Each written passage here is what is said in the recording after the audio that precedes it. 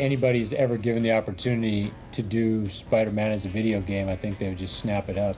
He is the superhero. I mean, the best superhero that you could ever come up with. I mean.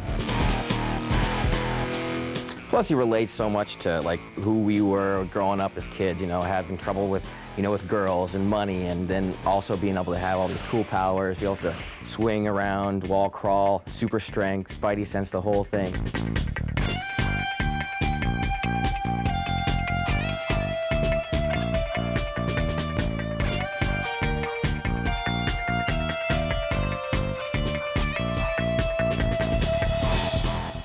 We knew going in that it was going to be one of the most difficult games you could possibly try to do. The guy can go anywhere. And then the day we got it working, it was one of the happiest days of my life, I know that. Is that the bank ahead? Yes, but be careful, Spider. I saw the chopper dropping off armed robbers on top of the bank. Well, it was the day we got Spidey. You could jump off a building, hit your swing button, swing to a building, crawl up, go over like, nice complicated surfaces, pop down, and then start fist fighting with a bad guy that's, try to ruin the world. And we just looked at each other, all laughed and smiled and said, we got something that's really fun, even just to move the character around.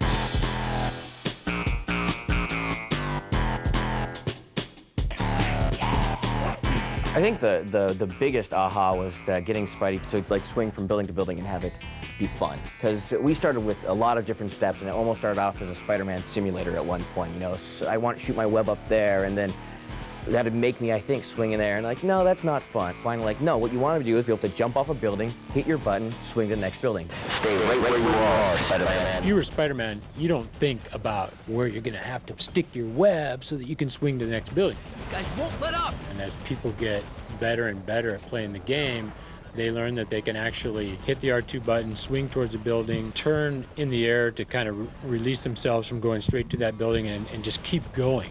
That was close.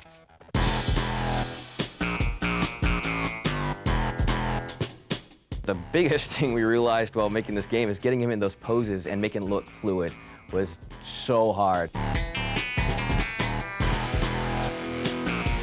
Getting a guy to do that from a jump to a swing to a crouch to a look around is very difficult. So if you're going to go and try to motion capture a guy doing all this kind of stuff, it's just not going to happen because there's no way you're going to be able to tie all those moves back to your ready stance. And so what we had to do there was really put the burden of all that on our animator.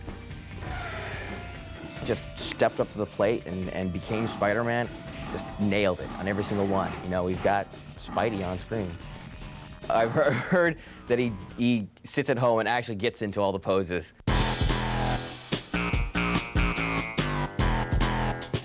He totally kept us in line with making sure that everything was right for all the, what you call core Spider-Man fans that are out there. So we've got things in the game that only real live, true to life Spider-Man fans are gonna pick up on. Got, the Fantastic Four's building there, in the very first level you swing by. Throughout the game, we're gonna pepper it with just fun things that, just the core people will know, but then also the people who don't know will be like, what is this? And then they might be interested in even learning more about it. And actually, we're going to try to give them as much information as they need. Leave them alone, Chuckles. Butt out, Webhead. Spider-Man! I asked for the police, and I get this? The cutscenes are essentially the driving force of the game. Your reward for getting through this level is to get to that next cutscene and see how the story is going to unfold. New York City Police Department, proceed and desist at once. Lay down your arms and prepare to... We've really stuck to the book on almost every single thing, and we've tried to make it the, perfect Spider-Man game. He does the right web stuff, he has the right attitude, he has the right quips that he makes. I'm sorry, guys. Am I late for the party? At this point, I'm really looking forward to finding out what people think. We're getting to that point, in the process where we can completely see the end, and we got a pretty damn good feeling. Testing a video game's a difficult thing to do, but we've learned a lot over the years. For example, like on the Tony Hawk game, we've got the professional skaters coming in, helping us with the game, testing it, giving us advice.